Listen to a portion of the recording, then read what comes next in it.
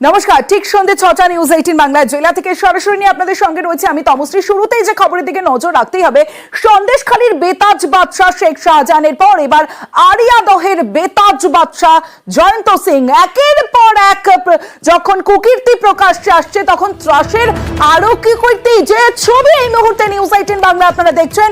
এই অট্টালিকা তৈরি করেছেন জয়ন্ত সিং, ৩ কাঠা জমি দখল করে অট্টালিকা, প্রাসাদোপম বাড়ি, আর দুধের ব্যবসা থেকে শুরু তার ব্যবসা, আর তারপরে বিভিন্ন দাদাগিরি, একের পর এক অপরাধমূলক কাজ। তারপরে এই যে বাড়ি আপনারা দেখছেন, সেই বাড়ি তিনি ১ বছরের মধ্যে করেছেন। আর এই ১ বছরের মধ্যে এই বাড়ি যে করলেন, কিভাবে এই উৎস, কোথায় থেকে এত টাকা তিনি পেলেন, কিভাবে প্রাসাদোপম বাড়ি তিনি তৈরি করলেন, সরাসরি চলে যাব। সুবীর রয়েছে আমার সঙ্গে, সুবীরের সঙ্গে কথা বলবো। সুবীর, একের পর এক অপরাধমূলক কাজের সঙ্গে তো যুক্ত এই জয়ন্ত সিং, তাকে গ্রেফতার করেছে, কিন্তু যে জমিতে এত সুন্দর, এত প্রাসাদোপম বাড়ি, সেই বাড়ির জমি পর্যন্ত তিনি কেনেননি, সেটাও দখল করে নেওয়া।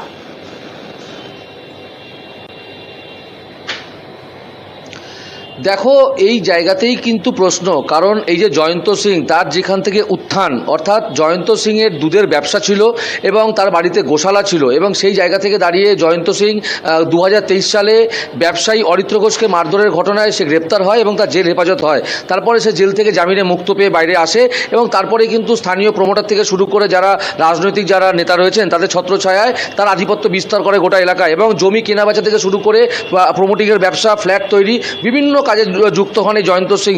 এবং জয়ন্ত সিং এলাকাতে অসামাজিক কাজকর্ম থেকে শুরু করে মানুষকে ভয় দেখানো, চমকানো থেকে শুরু করে তোলাবাজির অভিযোগও এর নামে ওঠে। এবং এই যে আরিয়াদহ মৌসুমী মোড়, রুদ্রপ্রতাপ লেনে যে তার 3 তলা 3 কাঠা জমির ওপর 3 তলা এক যে প্রাসাদ, এই জায়গা থেকে কিন্তু পরিষ্কারভাবে এই জয়ন্ত সিং সেই যে বাড়ি তৈরি করেছে, সেটাও কিন্তু কোনো এক পুকুরের যে পাশে যে পার্শ্ববর্তী পুকুর রয়েছে, তাই সেই জমির মালিকের পুকুরের অংশ দখল করে কিন্তু সে এই জবরদখল করে সেই বাড়ি তৈরি করেছে। কেউ মুখ খুলতে ভয় পেতেন না, কারণ এলাকাতে সমাজসেবামূলক কাজকর্ম করার পাশাপাশি এই যে অসামাজিক কাজকর্ম তার পেছনে চলতো, সেটা কিন্তু মানুষ জেনেও চুপচাপ থাকতেন, কারণ সাধারণ মানুষের প্রাণের ভয় ছিল। যেমন দেবাশিস মহাপাত্র, প্রাক্তন কাউন্সিলর 15 নম্বর ওয়ার্ডে, তিনি প্রতিবাদ করেছিলেন, আর প্রতিবাদ করার জন্যই তিনি এখন প্রাক্তন কাউন্সিলর। ছোটখাটো অপরাধ করতো, আর এই দুধের ব্যবসা হ্যানত্যান হাবিজাবি করতো। তারপরে হঠাৎ করেই শুরু হয়ে গেল তার বড় বড় কাজ করা, এবং এর সঙ্গে একে ব্যবহার করা প্রমোটারদের একটা চক্র এবং রাজনীতির একটা চক্র, এই দুটো মিলল এই ছেলেটাকে ব্যবহার করা শুরু করলো। এবং এই রাস্তা দিয়ে আস্তে আস্তে হাঁটতে হাঁটতে বড় হয়ে গেল। আমার সঙ্গে এই ধরনের ক্লাস হতো বলি তো যে কাউন্সিলর না আমি বারবারই তো আমার সঙ্গে হয়েছে যে পার্টি মিটিং থেকে বার করে দিয়েছি, পার্টি মিটিংয়ে ঢুকে পড়েছে, বার করে দিয়েছি। এই জয়ন্ত সিং।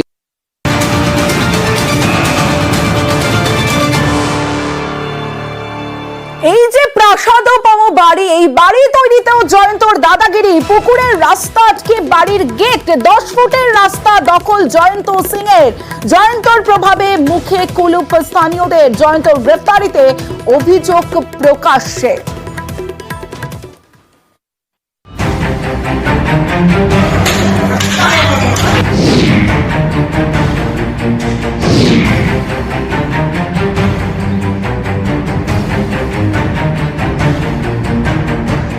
দেখতে একেবারে প্রাসাদের মতো, এটাই কুখ্যাত দুষ্কৃতী জয়ন্ত সিং এর বাড়ি। দুধের ব্যবসা থেকে আরিয়াদহের ত্রাস। আরিয়াদহে মা ছেলেকে মারধরের ঘটনায় সম্প্রতি গ্রেপ্তার করা হয় জয়ন্ত সিংকে। তারপর থেকেই প্রকাশ্যে আসতে থাকে জয়ন্ত তার গ্যাংয়ের একের পর এক কীর্তি। এবার সামনে এলো জয়ন্তর বাড়ির ছবি। বাড়ি তো নয়, যেন প্রাসাদ, অট্টালিকা।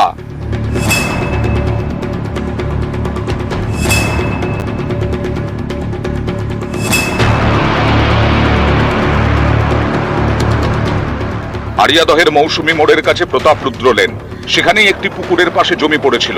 এলাকার বাচ্চারা মাঝে মধ্যে খেলা করত সেখানে। প্রায় 3 কাঠা জমি।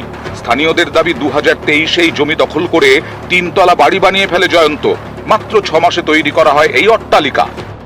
সে 23-এই শুরু হয়েছে, 23-এই শেষ হয়েছে। তো অবাক কাণ্ড না, মানে রাত দিন কাজ হয়েছে, প্রচুর মিস্ত্রি লেগেছিল। আমি যখন আসি দেখি মিস্ত্রি কাজ করছে। একদম পুকুরের পাশেই বিশাল বাড়ি। স্থানীয়দের দাবি এই পুকুরটির সামনেই নাকি 10 ফুটের রাস্তা ছিল। পুকুরের মালিকের দাবি সেই রাস্তাও দখল করে নিজের বাড়ির এলাকায় ঢুকিয়ে নিয়েছে জয়ন্ত। রাস্তার ওপরেই নিজের বাড়ির গেট তৈরি করেছে। পুকুরেরও খানিকটা অংশ বুঝিয়ে ফেলা হয়েছে বলে দাবি। আমাদের ওখানে 10 ফুটের রাস্তা রয়েছে, আমাদের দলিল রয়েছে, আমাদের ওটা কেনা সম্পত্তি। এখন রাস্তাটাও পুরো ঘিরে নিয়ে বাড়ির অংশের মধ্যে ঢুকিয়ে নিয়েছে জৈন সিং। পুকুর পাড়টাও দখল করেছে। গেটটা তো এইটা কমন প্যাসেজ, হ্যাঁ গাইড, সবইটাই গাইড জোরে, এর কোনো কাগজপত্র নেই। 3 কাঠা জমির ওপর 3 তলার অট্টালিকা। সেই বাড়ির বাইরের গেট এখন তালাবন্ধ। বাড়ির ভেতর রাখা দামি গাড়ি, মোটর বাইক।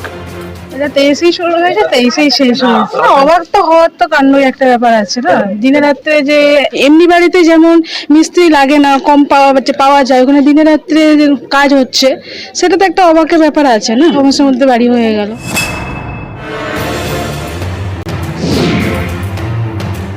জয়ন্তর নতুন বাড়ি থেকে কয়েক পা এগোতেই জয়ন্তর পুরনো বাড়ি। সেই বাড়ির পাশে এখনো রয়েছে বিশাল খাটাল। জয়ন্তদের দুধের ব্যবসা, এটা তাদের পারিবারিক ব্যবসা। পরে কেটারিং এর ব্যবসাতেও নামে জয়ন্ত সিং। অভিযোগ, স্থানীয় এক প্রমোটারের হাত ধরেই জয়ন্তর এত বাড়বাড়ন্ত। তোলাবাজি, হুমকি, মারধর, খুনের চেষ্টা সহ একাধিক পুরনো মামলা রয়েছে জয়ন্তর বিরুদ্ধে। 2023-এ অরিত্র ঘোষ নামে এক ব্যবসায়ীকে মারধর ও গুলি করার অভিযোগে গ্রেফতার করা হয় জয়ন্তকে। মাসখানেক জেল খাটার পর জামিনে বেরিয়ে ফের নাকি স্বমূর্তি ধারণ করে জয়ন্ত। সম্প্রতি আড়িয়াদহে মা ছেলেকে মারধরের ঘটনায় গ্রেফতার করা হয় জয়ন্ত সিংকে। তারপরেই প্রকাশ্যে আসতে শুরু করে জয়ন্ত বাহিনীর অত্যাচারের একের পর এক হাড় হিম করা ভিডিও। ভাইরাল হয়েছে জয়ন্তর নারী নেশারও ছবিও। এবার জয়ন্তর প্রাসাদের মতো বাড়ির ছবি প্রকাশ্যে। সুবীর দে, নিউজ 18 বাংলা। জয়ন্ত সিং তার একের পর এক ভিডিও যখন ভাইরাল হচ্ছে, এমন একটা ভিডিও ভাইরাল হয়েছে যেখানে এক নাবালককে মারধরের ঘটনা। সেই ভাইরাল ভিডিওর পর জয়ন্ত সাগরেদ এবার জালে। সাগরেদ প্রসেন দাসকে গ্রেফতার করেছে পুলিশ। প্রসেন ওরফে লালটুকে গ্রেফতার পুলিশ। আড়িয়াদহের ক্লাবে নাবালকের উপর অত্যাচারের ভাইরাল ভিডিও দেখে চিহ্নিত প্রসেন দাস। ধৃত প্রসেনকে আজ আদালতে পেশ করা হয়। और ये धोनी की हुई जी गजब ग्रिप कैसे SRMB जैसे SRMB TMT बार की विंग ग्रिप टेक्नोलॉजी सीमेंट के साथ बनाए मजबूत। গতকাল অর্থাৎ বুধবার নিউজ 18 বাংলায় আপনারা দেখেছিলেন যে আড়িয়াদহের নির্যাতনের এই ভিডিও পোস্ট করার থালায় তলব করা হয় রামপুরহাটের এক যুবককে। রামপুরহাটের পর এবার বেলঘড়িয়া, ফের আড়িয়াদহে নির্যাতনের ভিডিও পোস্ট করায় থানায় তলব। ফোন করে বেলঘড়িয়া থানায় তলব করা হয় স্থানীয় বিজেপি নেতাকে। বিজেপি করাতেই হেনস্থা পুলিশের বিরুদ্ধে অভিযোগ পৃথ্বীরাজ মুখোপাধ্যায়ের। পৃথ্বীরাজ মুখার্জি বলছেন? হ্যাঁ, পৃথ্বীরাজ মুখার্জি বলছি। আমি বেলঘড়িয়া থানা থেকে বলছি। হ্যাঁ বলুন। বলছি আপনার বাড়ি কি কামারহাটিতে? আমার বাড়ি কামারহাটিতে। কামারহাটি কোথায়? আমার বাড়ি কলোনি বাজার। কলোনি বাজার? আচ্ছা, একটু থানায় এসে দেখা করতে পারবেন? কেন? একটু দরকার আছে আপনার সাথে। মানে কিসের জন্য? এসে থানায় আসবেন, এসে বলবেন বড়বাবুর সাথে দেখা করবো, ঠিক আছে? হ্যাঁ, কিন্তু কেন? তার জন্য তো আমার কোনো নোটিশ পাঠাতে হবে। তার জন্য নোটিশ পাঠাতে হবে? তাহলে নোটিশ পাঠিয়ে দিচ্ছি। হ্যাঁ ঠিক আছে, আপনি আমার নোটিশটা পাঠান, আমার অ্যাডভোকেট যাবে। আপনার অ্যাড্রেসটা দিন তাহলে। হ্যাঁ, আমার অ্যাড্রেস হচ্ছে 4 নম্বর উদয়নপল্লী, বেলঘড়িয়া, কলকাতা 7,56,000। আচ্ছা ঠিক আছে, আপনাকে অফিসিয়ালি কাগজ নোটিশ পাঠিয়ে দিচ্ছি, তাহলে চলে আসুন। আচ্ছা, আমার অফিসিয়ালি একটা নোটিশ পাঠান।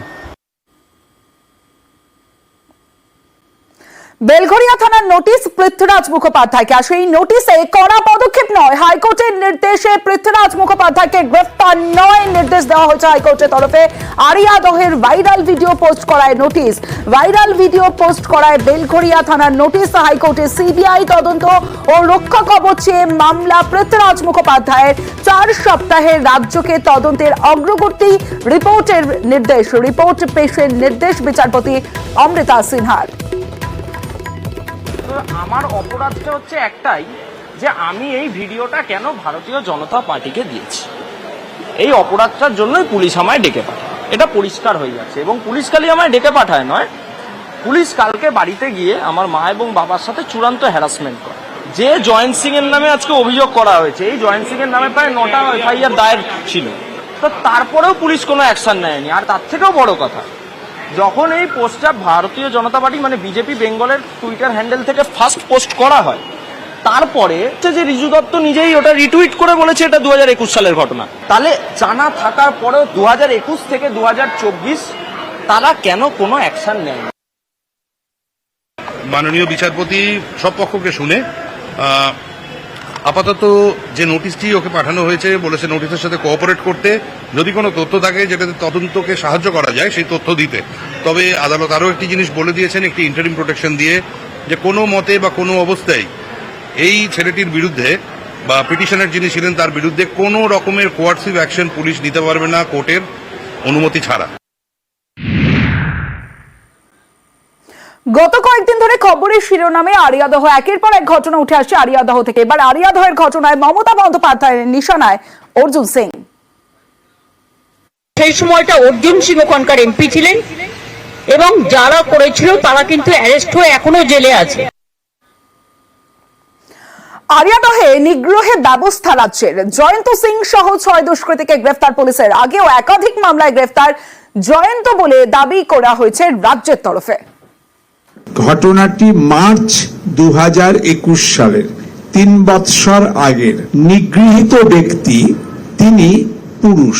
পুলিশের টেকনিক্যাল অ্যানালিসিসে বেরিয়েছে সকল নিগ্রহই সমানভাবে নিন্দারও হলেও এক্ষেত্রে নিগৃহীত ব্যক্তি পুরুষ। অ্যাকিউজড জয়ন্ত সিং তিনি কিন্তু has been repeatedly arrested by the police at least 5 times in 5 cases since 2016.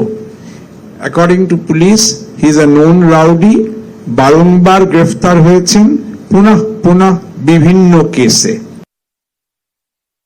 In this incident, প্রথম যে ভিডিও আছে যেখানে assault করা হচ্ছে, 6 persons have already been arrested. All the persons have been who are seen in the video have been identified, and remaining persons will also be arrested.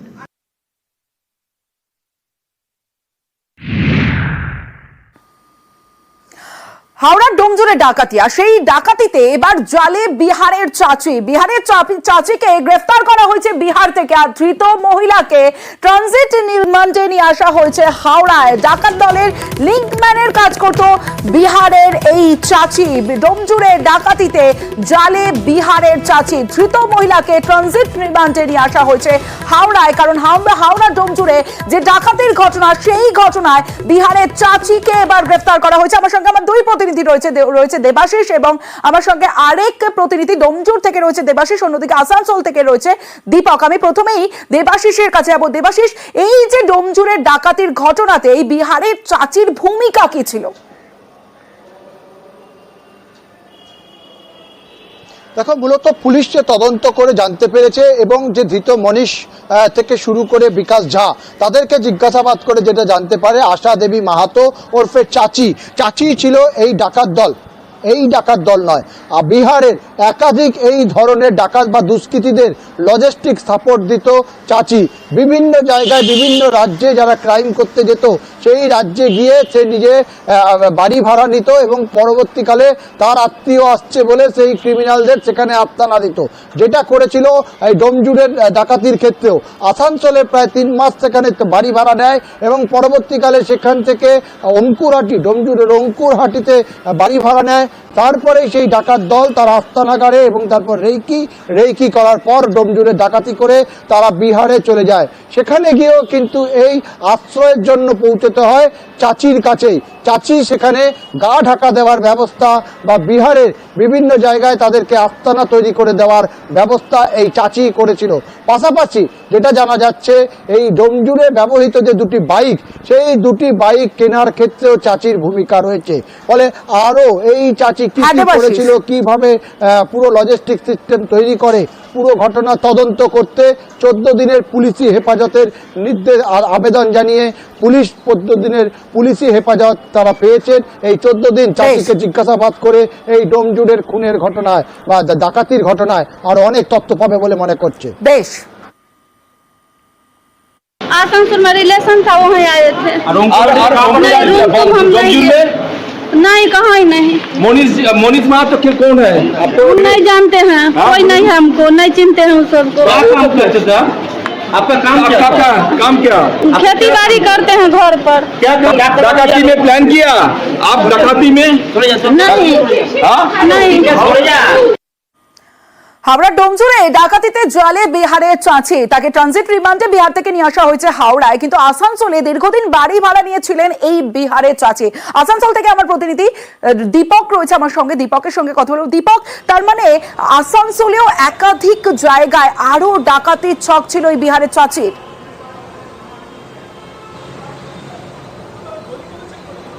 একেবারে চাচির বাড়ি হচ্ছে বিহারের সমস্তিপুর জেলায় এবং বিহার পুলিশের কাছে চাচির কোনো ক্রাইম রিপোর্ট নেই। অর্থাৎ বিহারের চাচি, যে চাচির কথা বলা হচ্ছে, বিহারে কোনো অপরাধ কাজ করেনি। তিনি আসানসোলে এসে 3 মাস বাড়ি ভাড়া নিয়েছিলেন এবং বিহারের সমস্তিপুরের এক গ্রামের, তার নিজের গ্রামেরই এক পরিচিত ব্যক্তির কাছেই বাড়ি ভাড়া নিয়েছিলেন এবং মিডিল ম্যান ছিল বাহাদুর, সেই বাড়ি ভাড়া দেওয়া করিয়েছিল। এবং এই বাড়িতে মহিশিলার 3 নম্বর কলোনির চাষি পাড়াতে এই বাড়িতেই বসে পড়ে গোটা ডাকাতির ঘটনার ছক কষে চাচ্ছি এবং ডাকাত দলরা কোন দিক দিয়ে ঢুকবে, কোন গাড়ি ব্যবহার করবে এবং ডাকাতির লুট করা সোনা কোন দোকানে বিক্রি হবে, পুরোটাই কিন্তু চাচি ঠিক করে দিয়েছিল। এবং পালিয়ে পড়ে বিহারের কোন জায়গায় তারা আশ্রয় নেবে সেটাও চাচি ঠিক করে দিয়েছিল। এখন পুলিশ দেখছে কি আসানসোলে যেহেতু 3 মাস ধরে তা আশ্রয় নিয়েছিল, আসানসোলেও কোনো অপরাধ ঘটনা ঘটাতে পারে, অর্থাৎ বা রানীগঞ্জে যে ডাকাতির ঘটনা ঘটেছিল তার সঙ্গে চাচির কি যোগ রয়েছে সেক্ষেত্রে আসানসোল দেখছে পুলিশ। অনেক ধন্যবাদ দীপক তোমাকে। দেবাশিস, তোমাকেও ধন্যবাদ। ওই ভাড়া দিয়েছিল ওই ওর বাবা বাহাদুর আমাকে বলে যে আমাদের নিজের গতিয়া হয়, আমাদের কুটুম পাড়ায় থাকে, সেটা তো ভাড়াটা তুমি পড়ে আছে, ঘরটা ভাড়া দাও। আমি ঠিক আছে, ভাড়া লাগবে, কিন্তু আমি এই ব্যাচেলার দেবো না, ফ্যামিলি সমেত যদি হয় ভাড়া দেবো। আর এই লাগবে আধার কার্ড। তো আধার কার্ড একটা দিয়েছিল, কিন্তু আধার কার্ডটা একদম কালি বোঝা যাচ্ছিল, নামও বোঝা যাচ্ছিল না। আমি যে এইটা চলবে না, আর ফ্রেশ দেখে দাও। ফ্রেশ দেখে ওর বাবাকে দিলাম, তারপরে আর ওর বাবা আমাকে কাগজটা দেয়নি। তখন আমি চেন্নাই চলে গেলাম। চেন্নাইতে আমার কতদিন ভাড়া ছিল? 3 মাসের উপরে। কি কাজ করতো কিছু জানতে? বলছে পাথর লোড আনলোড করে পাথর। জেলা থেকে সরাসরিতে এবার জলপাইগুড়ির দিকে নজর রাখবো। সরকারি জমি, সেই জমি দখল করে একের পর এক বেআইনি রিসর্ট, আর এই অভিযোগে জলপাইগুড়ির লাটাগুড়ি এবং কুমলাইয়ে ব্লক প্রশাসনের অভিযান। এদিকে নিউজ 18 বাংলার খবরে চলে নকশালবাড়িতে সরকারি জমি দখল মুক্ত করার কাজ শুরু করেছে ভূমি দফতর।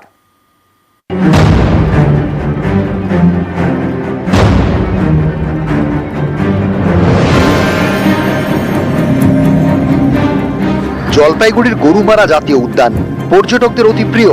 এখানকার লাটাগুড়ি ও কুমলাইয়ে রয়েছে একের পর এক রিসর্ট। অভিযোগ, এইসব রিসর্টের বেশিরভাগই তৈরি হয়েছে সরকারি জমি দখল করে বেআইনিভাবে। এই অভিযোগ পেয়ে বৃহস্পতিবার অভিযানের নামে ব্লক প্রশাসন। ছিলেন ক্রান্তি ব্লকের বিডিও, মাল ব্লকের ভূমি ও ভূমি রাজস্ব আধিকারিক ও ক্রান্তি ফাঁড়ির police. Government of West Bengal একটা ইনিশিয়েটিভ নিয়েছে। তো যেখানে ইলিগালি যারা গভর্নমেন্টের ল্যান্ডগুলোকে এনক্রোচ করে বসে আছেন, সেই জায়গাগুলো, সেই ল্যান্ডগুলোকে আমরা দখলমুক্ত করছি। আমরা যেসব ল্যান্ডগুলো আইডেন্টিফাই করেছি ইলিগালি এনক্রোচমেন্ট করে বসে আছে, অকুপাই করে আছেন রিসোর্টের মালিকরা, সেই জায়গাগুলোতে আমরা ভিজিট করছি এবং ওনাদের ইনস্ট্রাকশন দিয়ে যাচ্ছি যে আগামী 2-3 দিনের মধ্যে যেন ওনারা ল্যান্ডগুলোকে ছেড়ে দেন। পাট্টা জমি তো কেনাও যায় না? না, লিজ হিসাবে দিয়েছে, কেনা না। আচ্ছা, 99 ইয়ার্সের লিজ। মানে এটা কি করে কি হবে, আমি তো নিজে এখন ঘাবড়ে যাচ্ছি তো শুনে জিনিসটা। এতদিন ধরে রয়েছি, লিজ অ্যাপ্লাই করা আছে, যার থেকেই নিক সে তো লিজে দিয়েছে পাট্টা।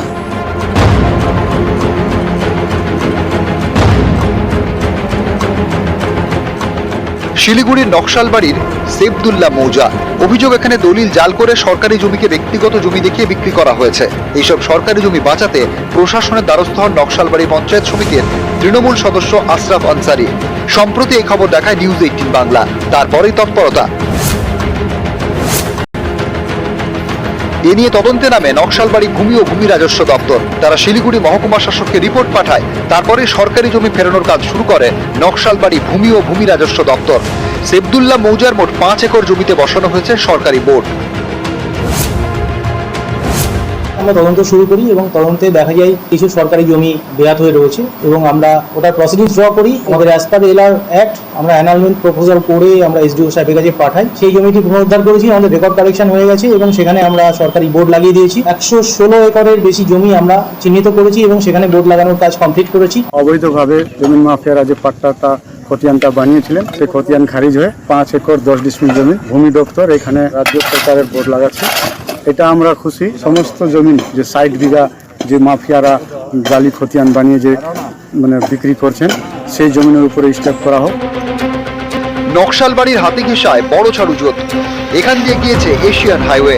রাস্তার পাশে সরকারি জমি, সেই জমি দখল করে কোথাও তৈরি হয়েছে দোকান, কোথাও ঘর। বৃহস্পতিবার এইসব বেআইনি নির্মাণ ভেঙে দেওয়া হয়, বসানো হয় সরকারি বোর্ড। জলপাইগুড়ি থেকে রকি চৌধুরী, নকশালবাড়ি থেকে বিশ্বজিৎ মিশ্র, নিউজ 18 বাংলা। জেলা থেকে সরাসরি শেষে নন্দীগ্রামের ছবিটা দেখাবো আপনাদের। নন্দীগ্রামে যেখানে রাস্তার জন্য বাঁধে কোপ, নন্দীগ্রামে রাস্তা তৈরির জন্য যে মাটি, সেই মাটি ভরাট করা হচ্ছে, বাঁধের মাটি কেটে রাস্তা ভরাট করছে ঠিকাদার, আর প্রতিবাদে কাজ বন্ধ করে দেন গ্রামবাসীরা। এবারে খালপাড়ের সমস্ত এমন মাটি কাটছে, মাটিগুলোর গাছের সমস্ত গুড়িগুলা বেরিয়ে যাচ্ছে। উপরন্তু বর্ষাকালে বৃষ্টি হলে পুরা জোয়ার ঢুকবে, খালপাড়ও একদম নেই। সেই জন্য আমরা গ্রামবাসী সবাই এসছি প্রতিবাদ করতে কন্ট্রাক্টরকে। এবারে কন্ট্রাক্টর কাজ করুক, কিন্তু আমাদেরকে তো জানাবে, কিন্তু আমাদেরকে কাউকে না জানিয়ে উনি মাটি কাটতে আসছেন। না না, কোনো পারমিশন নেয়নি, আমরা জানতেও পারি না। হঠাৎ আমার ঊর্ধ্বতর কর্তৃপক্ষের কাছে খবর যায়, খবর পেয়ে আমি এসছি। আমি এখানকার স্থানীয় এই বুথেরই আমি ছেলে, ইরিগেশন দপ্তরে কাজ করি, দিলীপ কুমার মাইতি। আমি এসে শুনলাম যে বাধা দিয়ে কন্ট্রাক্টরকে সরিয়ে দেওয়া হয়েছে, এখন মোটামুটি কাজ বন্ধ। হ্যাঁ, আমার ঊর্ধ্বতর কর্তৃপক্ষকে জানিয়েছি, উনি যা ব্যবস্থা নেওয়ার নেবে। আজকে অবৈধভাবে আমাদের এই খাল পাড়ে যেভাবে মাটি কেটে নিয়ে যাচ্ছে, গাছগুলো তো দাঁড়িয়ে আছে, তা গোড়ায় মাটি নেই, যে কোনো মুহূর্তে পড়ে যাবে। সেই কারণে অবৈধভাবে মাটি কাটছে কন্ট্রাক্টর, না জানিয়ে গ্রাম সদস্যকে, এবং আমি উপপ্রধান আছি, না জানিয়ে করছে। হঠাৎ আমি কালকে চোখে পড়ে যে মাটি কাটছে, তাকে যখন আমি ফোন করলাম, তুমি এখানে মাটি কাটছো কেন?